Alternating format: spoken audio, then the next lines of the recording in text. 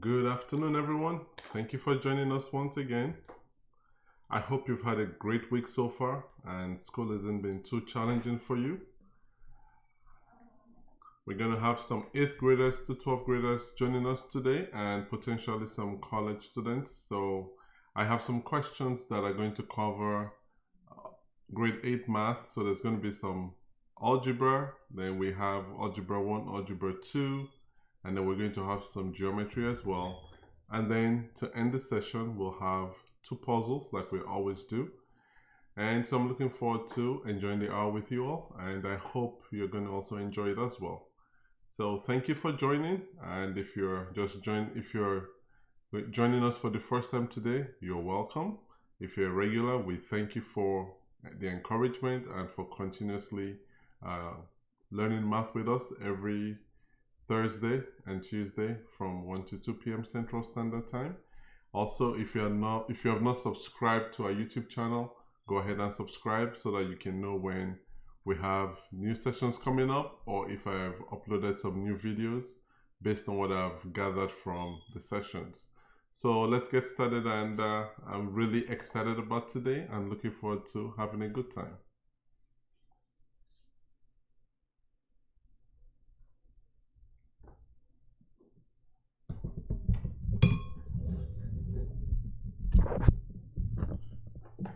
Good afternoon, Ini. Good afternoon, Mofe. Thank you for joining us today.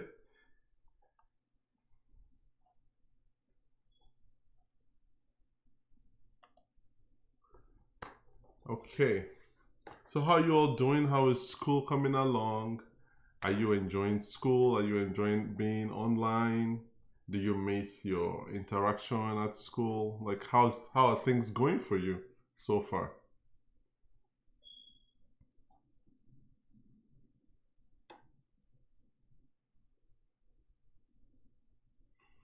If you're joining us for the first time today, you're welcome. I hope you will have a good experience with us, and also share this information with your other friends.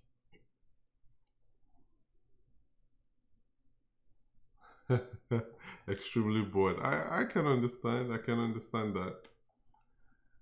You don't have all that recess stuff, that at least the time to go, hang out with friends, maybe between classes or when you have your free periods. You don't have a lot of that, so I appreciate that. Okay.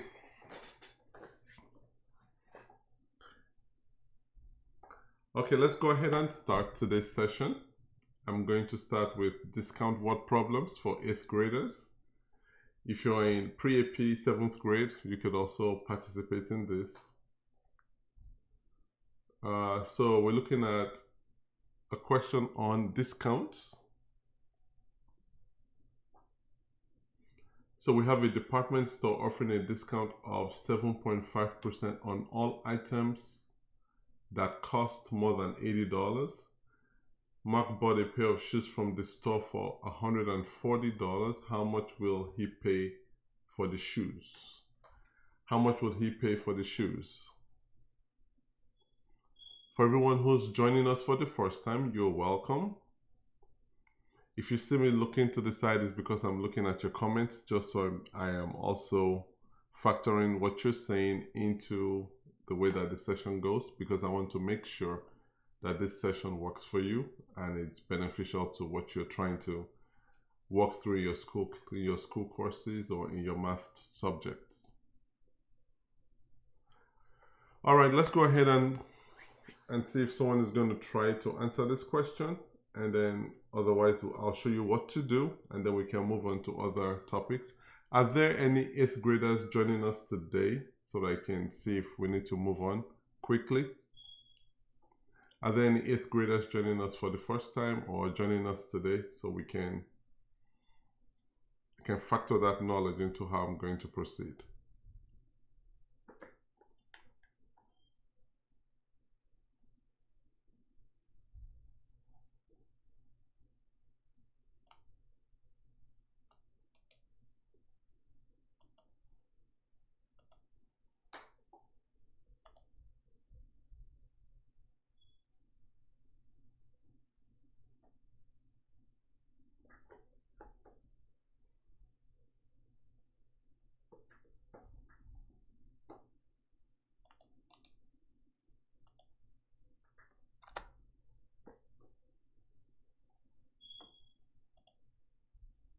Okay, all right, let's get started with this question here.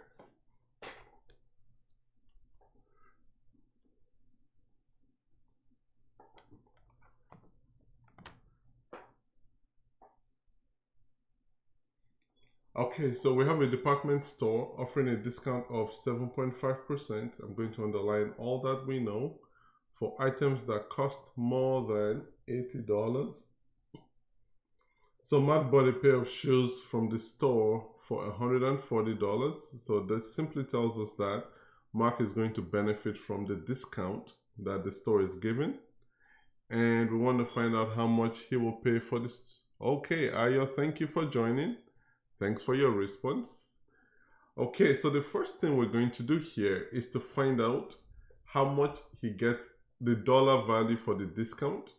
The dollar value for the discount is 7.5% of $140. So what we're going to do with that is 7.5 over 100 times 140. So here I can cross out these zeros here. Then I can cross out, divide this by 5. I'm going to get 2. I can also divide this by 5 and I'm going to get 1.5. And so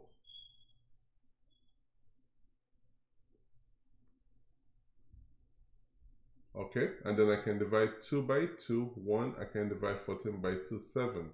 So now I have 1.5 multiplied by 7. And so that's going to give me 105 is going to be 10.5. So what you now have is that you have a discount of $10.50. And we want to find out how much he's going to pay. So final payment is going to be original cost, original price minus discount. So that is going to be 140 minus $10.50. So we're going to go ahead and do that right here. $140 minus $10.50. I'm going to put a 0 here, just practice. And so 0 minus 0. Okay, Ini, thank you. 0 here. We have, this came back from Pinterest.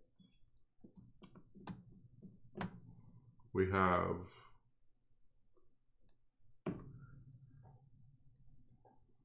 so this is going to give me 9 here, and I'm going to get 10 here. So I have 5, 9, 3 minus 1 is 2. So we have $129.50. If you're not sure, you can always just put this in the calculator to double check your answer, just so you can verify.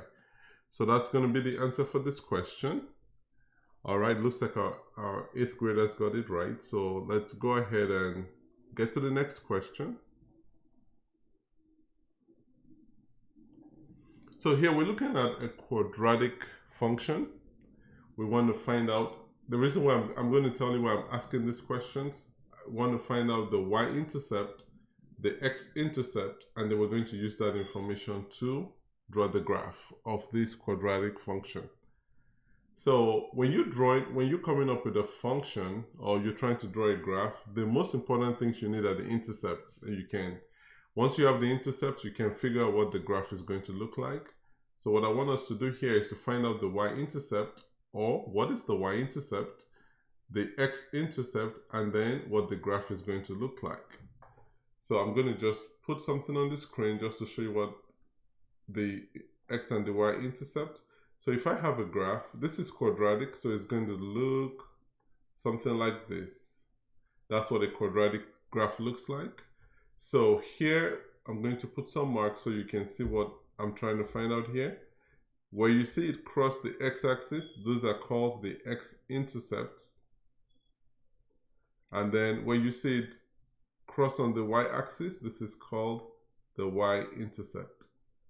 So we can see here that if we have all these 3 points, we get an idea of what the graph will look like. So what we're going to do here is find out the value of the x-intercept, the y-intercept, and then see how we can use that to draw our graph.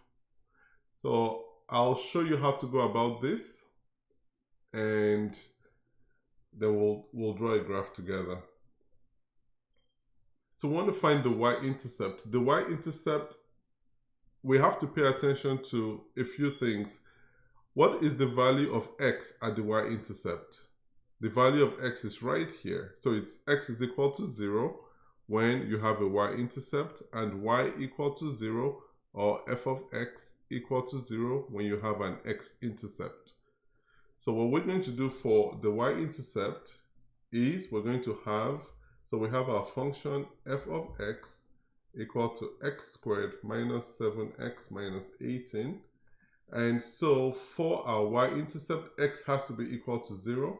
So we're going to find f of 0, which is 0 squared minus 7 multiplied by 0 minus 18, which is going to be 0 minus 0 minus 18, which is minus 18. Okay, and now for the x-intercept, we're actually just going to solve a quadratic equation. You can use any method you want. You can use the quadratic formula. You can use completing the square, or you can just use factoring. I like to use factoring.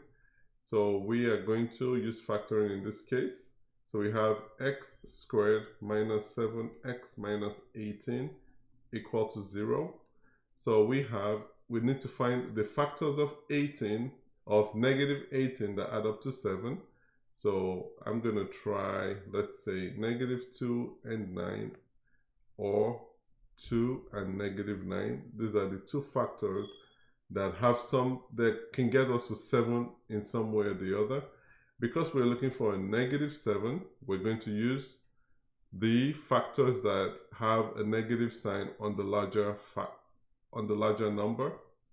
So we have x plus 2,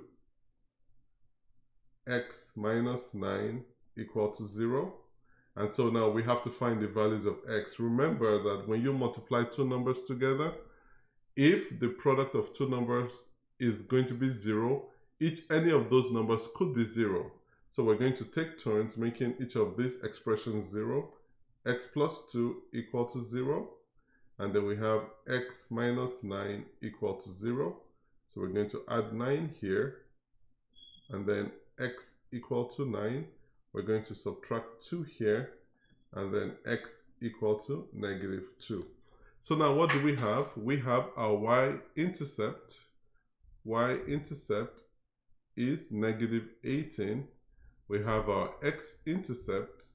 We have x equal to negative 2, x equal to 9. So now we're going to go ahead and try to draw this graph together. So let's put the axis together here. Okay, so we know that our x equal to negative 2. So this is y here. This is x right here. And we're going to now have x equal to negative 2. I'm just going to make an assumption here that this is negative 2. X equal to 9. I'm going to guess that this is going to be 9. And then y equal to negative 18 for our y-intercept. Right here, negative 18. So you can see now that we have all the points that we need to draw the graph. And I'm going to see if I can get a straight graph going. So we have something that looks like this. And then I'm going to come from here also. And it looks like that. It looks like something that looks like this. So this is what your graph is going to look like. Alternatively, what you could do here is actually come up with a table. You could have x, and then you have f of x equal to x squared minus 7x minus 18. So you can come up with a table of values. That's also an option. And then you may be given a bunch of values of x, and then you find the actual values of y. So you may be given like negative 3, -2, 0, 2, 8, 9. And then you'll also go ahead and find out the values of y for these x values. You plug it in the graph, and then you will end up with something that looks like this as well. So those are the different options you have when you're trying to draw a quadratic function. Does anyone have any questions? Does anyone want me to show you how to actually complete the table? If you want me to show you how to complete the table, I can go ahead and do that. That's not a problem. Do you want me to show you how to come up with this table? I'll wait for your comments and see if you want me to proceed with showing you the table. Otherwise, we'll go ahead with the next set of questions. Okay, let's go ahead and complete the table. Okay, I'm gonna come up with a table here. So we have our f of x is equal to x squared minus 7x minus 18. And so we're going to put together a bunch of values. So we have x here, and then we have f of x. And so we're going to have -3, -2, we're going to have 0. We will have also 3, 6, 9. Let's have these 6 values, and then we're going to complete the table and see if we can draw a graph. So now we have f of x equal to, let me show you how I read this so that it makes sense to you. So here f of x equal to x, I'm going to put the x in parentheses, so I know that whatever value I put in the parentheses here, I can just substitute here. -7, then multiplied by x, minus 18. So now we have x equal to -3. So we have f of -3 is equal to, we'll have -3 squared minus 7 multiplied by -3 minus 18. So we have, this is going to give you 9 plus 21 minus 18. So it's going to be 9 plus 21 is 30 minus 18, we have 12. Then we have f of -2. F of -2 is going to give us -2 squared minus 7 multiplied by -2 minus 18. So this is going to give us, so I'm going to, when we get the value, we're going to write it here. This is 12 right here. So let's continue. This is going to give you 4. -7 multiplied by -2 is plus 14 minus 18. So this is going to give you 18 minus 18, which is equal to 0. So we're going to write 0 here. And I want to show you something here in what we did earlier. You can see that we said that x equal to -2 is an intercept. So you can see from what we have here that when x equal to -2, your function is 0. All right, so let's continue. Then f of 0 is going to be equal to 0 squared minus 7 multiplied by 0 minus 18. So this is going to give you 0 minus 7, minus 0 minus 18. So you're going to have -18. So this is -18. So far you can see that we've addressed the x-intercept and the y-intercept. So let's keep going. And let's try, I'm going to try this last two, and we'll just keep this 3 for now. So f of 6 is going to be 6 squared minus 7 multiplied by 6 minus 18. So we have 6 squared is 36 minus 42 minus 18. So this is going to give you -6 minus 18, which is equal to -24. And then finally, we'll go ahead and get f of 9 is going to be 9 squared minus 7 multiplied by 9 minus 18. So this is going to give you 81 minus 63 minus 18. 81 minus 63 is 18 minus 18. That's going to give you 0. So now we have in this table negative 24 and 0. So now we have all the values for the table. So the table is completed. And now what we're going to do is, because I don't have a good grid here, we're going to make some assumptions and we're going to just estimate while we draw the graph. Okay, so let's go ahead and put the points on the graph. So we have negative 3 and 12. So let me make this, let's pay attention to, this is negative 2, this is negative 3, this is 0 here, we have 6 here, and then we have 9. Okay, so for negative 3 we have 12, so I'm just going to make a guess that it's here. For negative 2 we have this right here, 0. For 0 we have negative 18, it's going to be somewhere here. For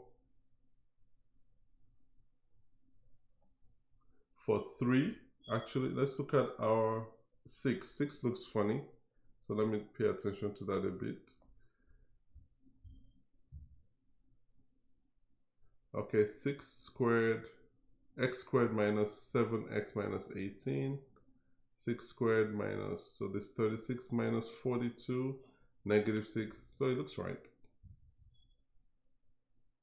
So we have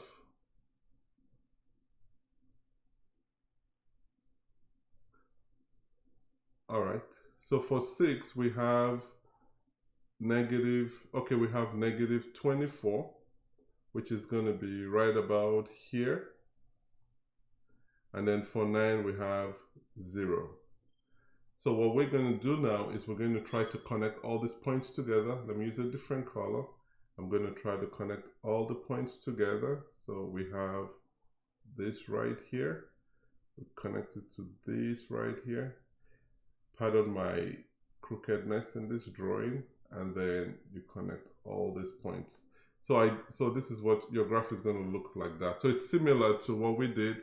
This just takes a lot longer to complete versus the other approach. The other approach here is if you know you can factor the equation, go ahead and factor the equation and then use your XY intercepts. But I know that as you're learning math, especially when you're learning to draw graphs, this is an approach that is used.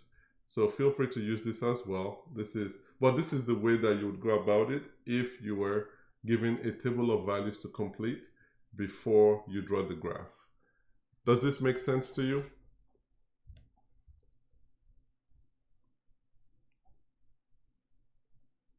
Is this helpful to you? Does it make it a little bit easier to understand?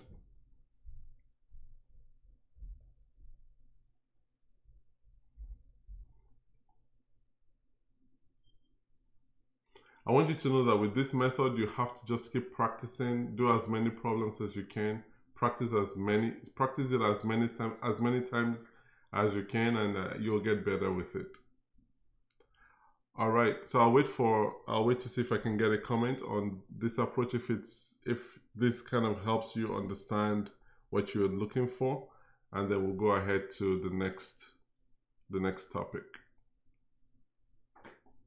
I'll look at it, and if we need to go back to it, I don't mind. All right, so the next one, this is also a type of a question I received. Find the area of the parallelogram below. Find the area of the parallelogram. The area of the parallelogram.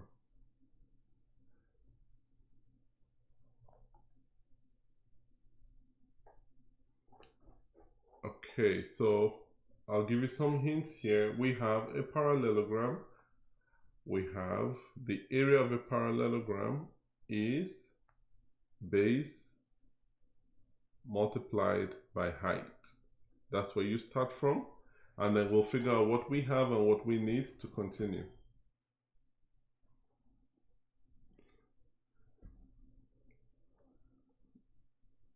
this and this are congruent. This and these are congruent in a parallelogram. All right. So Mofe, this is your question. I want. Is this something you want me to show you how to do? Okay. All right. All right. I will wait.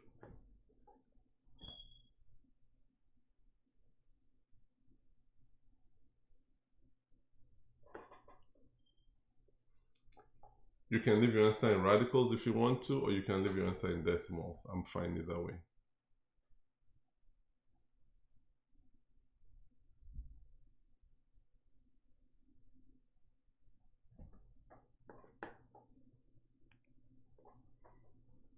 Okay, I'll give you some more time to solve it. Once you have an answer, just let me know.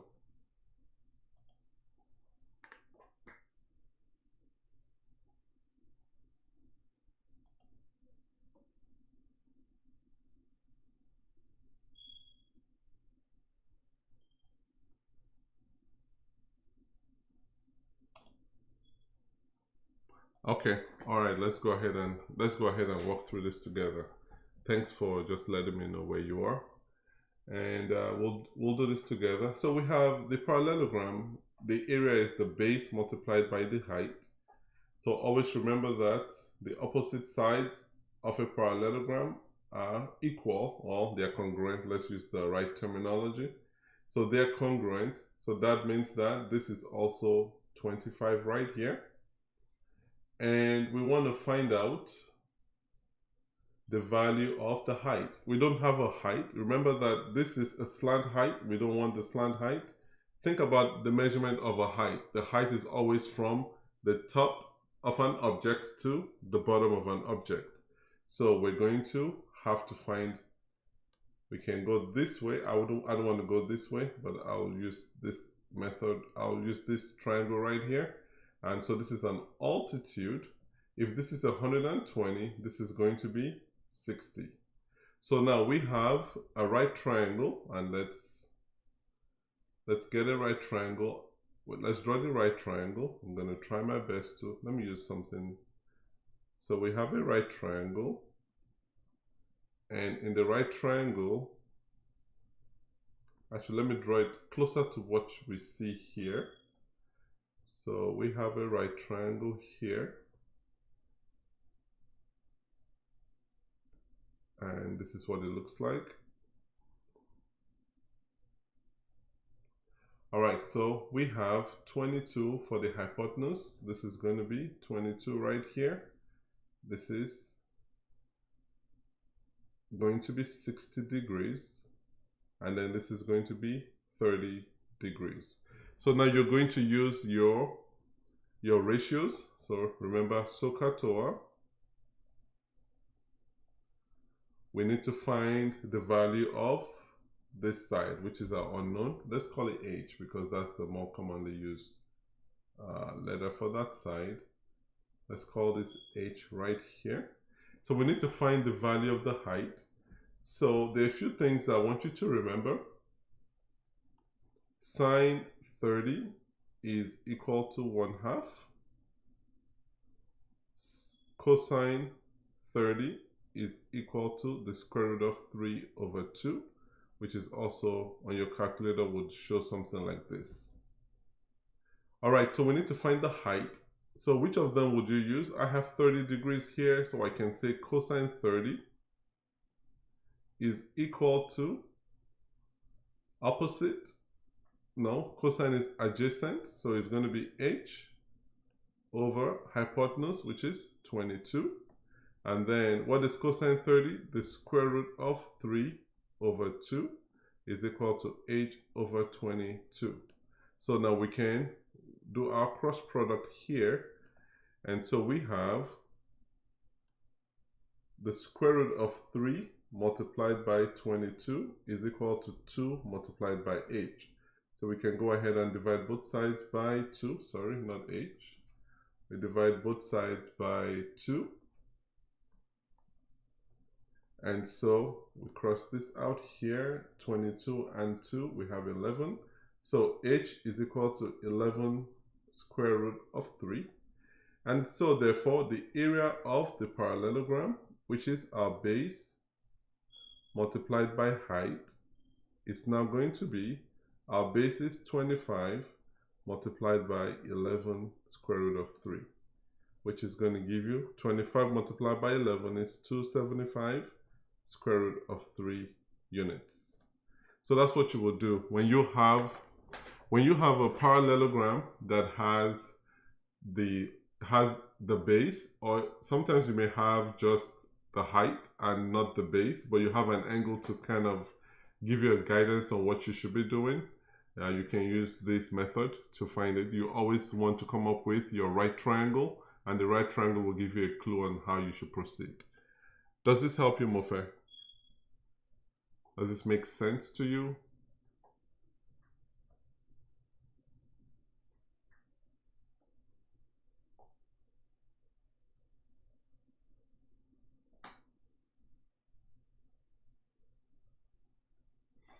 If it's okay, you're welcome. You're welcome. Okay, let's go to the next question. So this is for 8th graders again. So what is the value of x if the square root of 5x minus 2 equal to 1? What is the value of x?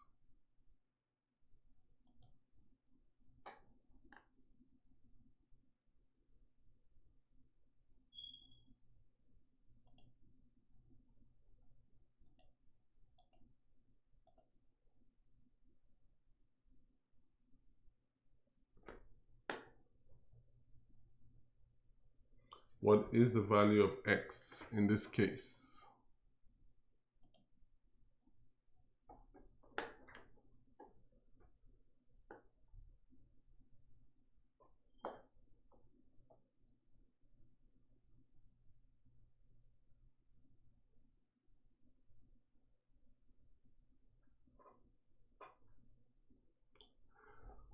Okay, so let's go ahead and try show you the way to approach this type of question.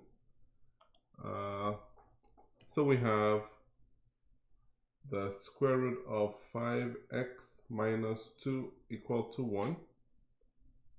So what we're going to do is I'm going to isolate the variable. So I'm going to add 2 to both sides here, and then I have square root of 5x equal to 3. So now we have something that we can work with. The best way to proceed after this is to get rid of the radical. So I'm going to square it here, and I'm also going to square this right here. So the square root of 5x all squared is just going to remove the square root sign. So I have 5x equal to 3 squared is equal to 9. I'm going to divide both sides by 5. And so I have x equal to 9 over 5. You can also say x equal to 1/4 over 5. Or you can say x equal to 1.8. Whichever answer you prefer, that's going to work. Okay. Does this make sense? Anyone want me to go over this again? Always remember everything that I'm doing so far. I think I may have to do a video on parallelograms, but otherwise, everything that I'm doing so far, I have videos on the channel that should give you more examples that you can work with and you can see, because when I do the videos, I try to make sure there are about 3 or 4 examples so you can see the approach or the technique used several times in the video. All right.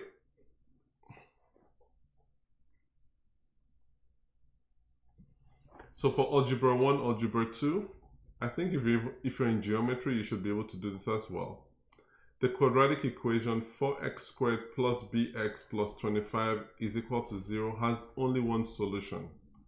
What are the possible values of b? What are the possible values of b? So we have this quadratic equation. We are saying it has one solution. What are the possible values of b? So here, what I'm trying to test is your knowledge of the discriminant and how that applies to the number of solutions of quadratic equations. So we're looking at the discriminant. Do you remember what the discriminant is?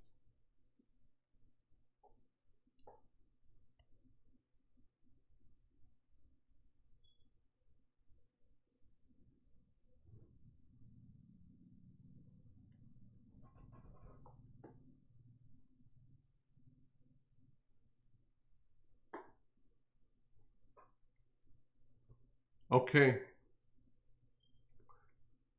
Any answers? Anyone want to take a stab at this to see what if you can get the values of B? If you're in Algebra 1, this is, I know at least in Texas, this is what some students are doing right now in Algebra 1, and I know that the curriculums are not that different in a lot of the states. So for Algebra 1, this is the discriminant. Let me start with giving you what the discriminant is.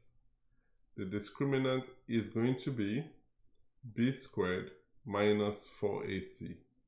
So you're going to start with the discriminant, which most people would use an uppercase D to represent. So that's b squared minus 4ac for your discriminant. And we need to find out the possible values of b if you have only one solution. And here's the rule that we're going to work with. Whenever you have the discriminant, if the discriminant is equal to 0, then we have only one solution.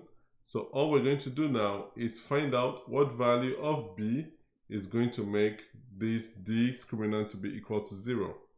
So what we have now is, we always compare this with every equation we get, we compare with ax squared plus bx plus c equal to 0.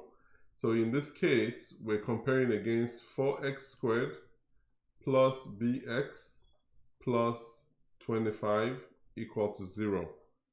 So what we have to do now is find out the values of a, b, and c. So we don't need to worry about b because we're looking for that value. So we have a equal to 4, we have c equal to 25, and then we have b is unknown. Okay, so now we're going to compare that against our discriminant.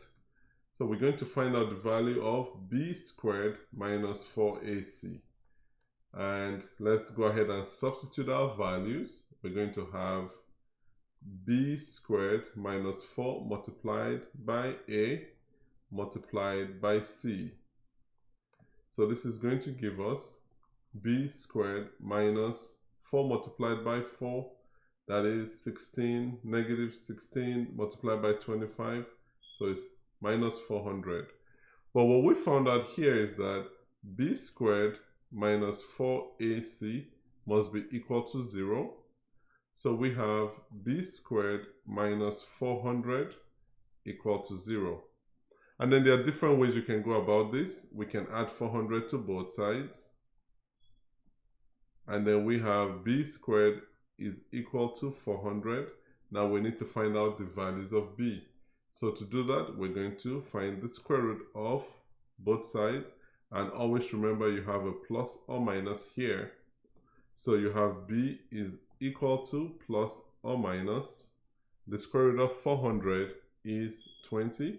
So you can now say b is equal to 20. B is also equal to negative 20. So whenever you have the discriminant and you're already given an idea of how many solutions the equation has, this is what you're going to do.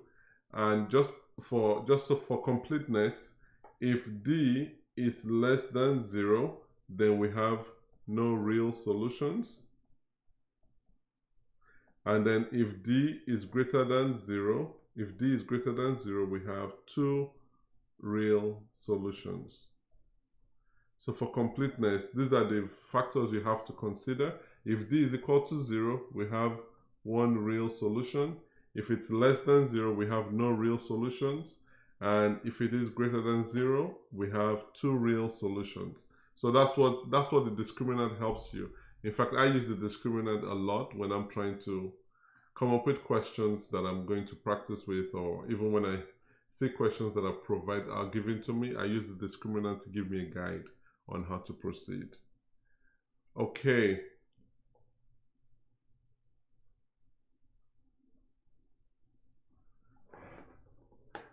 So we have this. This is the type of a question that we got last week. I just wanted to see if we can review it. So we're looking at solving this equation. We're going to be substituting. Is this something everyone is familiar with? Oh, it looks like we're running out of time. Okay. Is this something everyone is familiar with, or should we just go ahead to the next topic? You know what? Let me go ahead and show you how to solve this. So what I'm going to do here is I have 2x minus 3 squared minus 15 equal to 4x minus 6. But I already know that m is equal to 2x minus 3. So I'm going to factor 4x minus 6 to see whether we can get a 2x minus 3. So this is going to be 2x minus 3 squared minus 15 equal to 2 multiplied by 2x minus 3. So that's going to be our factored version of this. And so we already have a statement here that m is equal to 2x minus 3. So in place of 2x minus 3, we're going to have m. So this is going to be m squared minus 15 equal to 2m. So now we're going to have m squared minus 15 equal to 2m. We need to find out the values of m and also the values of x. So with this in mind, we're going to come up with a quadratic equation because I already have m squared, so I know that my leading term is quadratic. So I have m squared minus 2m minus 15 equal to 0. So now we're going to find the values of m that make this statement true. So the factors of negative 15 are negative. We're looking to get to 2. So I'm going to use negative 3 and 5. I'm going to use 3 and negative 5. So because I have negative 2, I'm going to use the one with a higher negative number. So this is going to give me m plus 3. We have m minus 5 equal to 0. So like I said earlier, when you have two numbers and their product is 0, either of those two numbers could be 0. So we're going to apply that here. M plus 3 equal to 0. M minus 5 equal to 0. We subtract 3. So m equal to negative 3. We add 5. And then m equal to 5. So therefore, we now have the values of m. M is equal to negative 3. M is equal to 5. So now that we have m, we need to find out the values of x. So we're already told that m is equal to 2x minus 3. So let's go ahead and substitute that here. 2x minus 3 is equal to negative 3. We're going to add 3 to both sides. 2x equal to 0, divide by 2. X equal to 0. We have m equal to 5. So we already know that 2x minus 3 is m. So 2x minus 3 is equal to 5. Let's add 3 to both sides. So 2x equal to 8. Now we divide both sides by 2 and x is equal to 4. So therefore, here's what our answers are going to look like. Our answers are m equal to negative 3 and 5, and then x equal to 0 and 4. So those are the answers that will be expected to provide. Any questions on this? So this is about substituting and creating new equations and then going back and the values you get from the equation, going back to the original statements you have and substituting those values in so you can get the complete answers. In this case, I'm asking you for the values of m and x. Last week, I think we had something different, but I just wanted to try something else and show you how to build up from where you're starting from to where you need to go to. So do we have any questions on this? Can I move forward? I think we have time for maybe one more problem, and we'll be able to do our puzzles after that. Okay, Ini, thank you for your response. Thanks for always responding. All right, let's do the last question that we have before we go to our puzzles. Oh, that's fun. So we have these fractions and we're trying to find out the value of x. We're trying to find out the value of x. This is more heavily algebra 2, or depends on your algebra 1. I know some schools do a pre-AP algebra 1, some don't. But if you're in pre-AP algebra 1, you may see this, but this is going to be heavy for algebra 2. So if you're in geometry, and I think if you're in geometry now, your next class is going to be algebra 2. So this is an opportunity for you to start getting ready for this type of questions.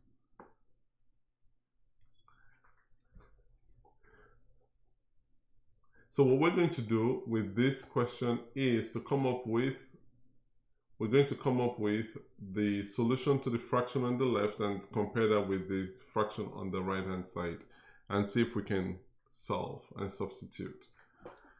So with all fractions, whenever you're trying to add fractions, you always have to make sure that your denominators are the same. In this case, we don't have the same denominator, so we're just going to multiply these denominators together. So we're going to have a new denominator, and it's going to be x plus 1 multiplied by x minus 1.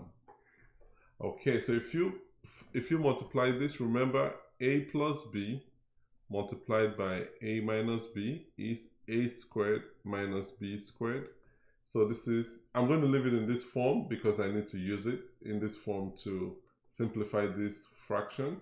So what I'm going to do, the method I like to use here is I'm going to say 2 over x plus 1 multiplied by x plus 1 x minus 1 plus 4 over x minus 1, we're going to multiply by x plus 1 x minus 1. Okay, so let's go ahead and simplify this. So x plus 1 here is going to cross out x plus 1. X minus 1 here is going to cross out x minus 1. So we now have 2 multiplied by x minus 1 plus 4 multiplied by x plus 1 divided by x plus 1 x minus 1. Now we can go ahead and simplify this. So we have a plus b multiplied by a minus b is a squared minus b squared. So this is going to end up giving us x squared minus 1 squared, which is 1. So you can see that when you multiply this together, you have that. So I'm going to show you why that is important. So we're going to distribute PEMDAS. We'll distribute first. So it's going to be 2x minus 2 plus 4x plus 4. And now we already said that this is going to give us x squared minus 1, x squared minus 1. So now we're going to group common terms together. So we have 2x plus 4x minus 2 plus 4 over x squared minus 1. And now we're going to have 6x plus 2 over x squared minus 1. So now we have the solution to the left hand side. Now we're going to equate them. So we now have 6x plus 2 over x squared minus 1 equal to 7 over x squared minus 1. Now as you go further in your math, you will see that if your denominators are the same on both sides of the equation, you can actually just go ahead and make your numerators equal to each other as well, because this and these are equal, these and this can be equated. So you have 6x plus 2 equal to 7. We subtract 2 from both sides, 6x equal to 5, then you divide by 6, and so therefore x is 5 over 6. So if you're not in algebra 2, it may seem overwhelming, but I've just put this out there for the algebra 2 students, and also for students in geometry that may be going to algebra 2. I know different schools have different programs, But I think generally in the American school system, once you get past your geometry, you're going to algebra 2. So I just wanted to give you an introduction. And then we're going to do our quizzes, our puzzles now, and I think we should be rounding up the day. Thank you for staying this long with me. I really appreciate your time. So 2 plus 3 equal to 20. 3 plus 4 is 28. 4 plus 5 is 36. What is 6 plus 7?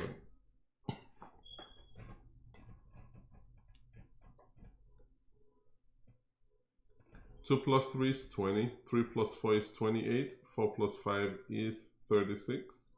What is 6 plus 7?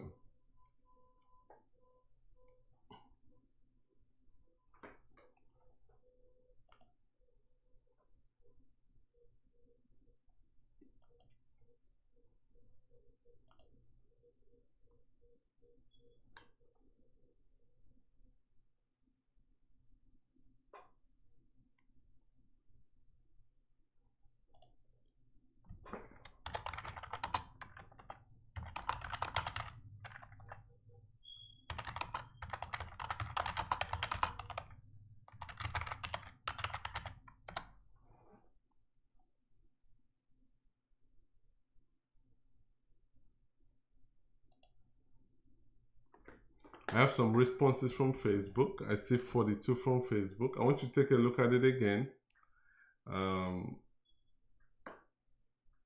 Let me give you some hints here so you can see what we're doing in terms of the sequence, the pattern for each of these. I'm going to add 2 and 3 and multiply it by 4. That's going to give me 5 multiplied by 4, 20. I have 3 plus 4 and then we multiply by 4. That gives us 7 multiplied by 4, 28. 52. Okay, Mofe, thank you. That is correct. That is correct. So for our answer, we have 6 plus 7. 6 plus 7 multiplied by 4, which is 13 multiplied by 4, and that gives you 52. All right, thank you. Okay, we have one final one. And if you're in Algebra 2, I think you would have heard of the binomial theorem, or in pre-calculus. So there's a sequence to it. I want to see if you can come up with the sequence if you've never seen it before.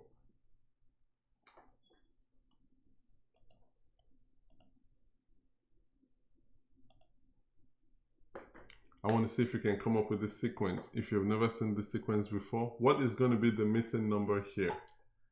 What is this missing number?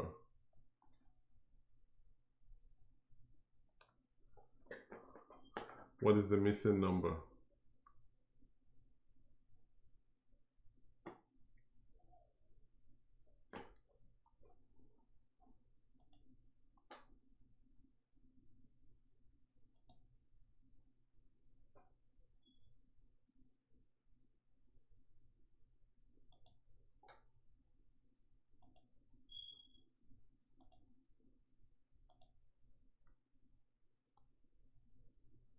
What is the missing number? Okay, so let's go ahead and walk through this since I don't have a response yet. So what I have here, you can see I have 1s on this side and I have 1s on this side. So that doesn't change. But what's happening here is 1 plus 1 is 2 right here. 1 plus 2 is 3. 2 plus 1 is 3. So all that is happening is, okay, Esther, you tried. Good try. Good try.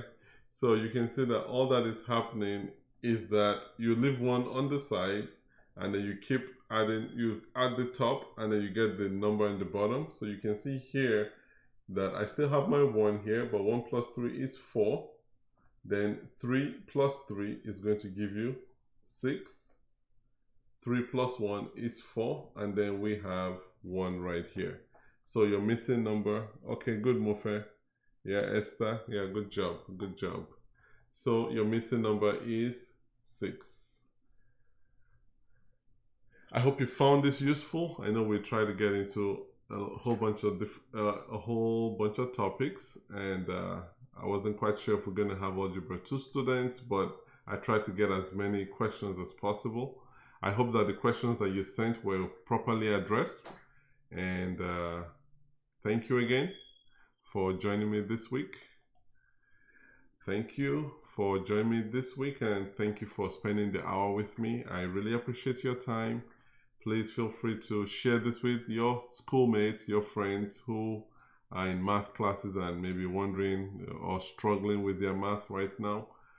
Subscribe to our channel. You can also share the channel with your friends. Let them know there are a lot of resources that they can benefit from, and just give a testimonial on how it's been helping you so far. And also give us some feedback. Are there things that you would like us to do differently that will better meet your needs? Feel free to share your feedback. You can send them through. I have this slide here so you can see ways that you can reach us.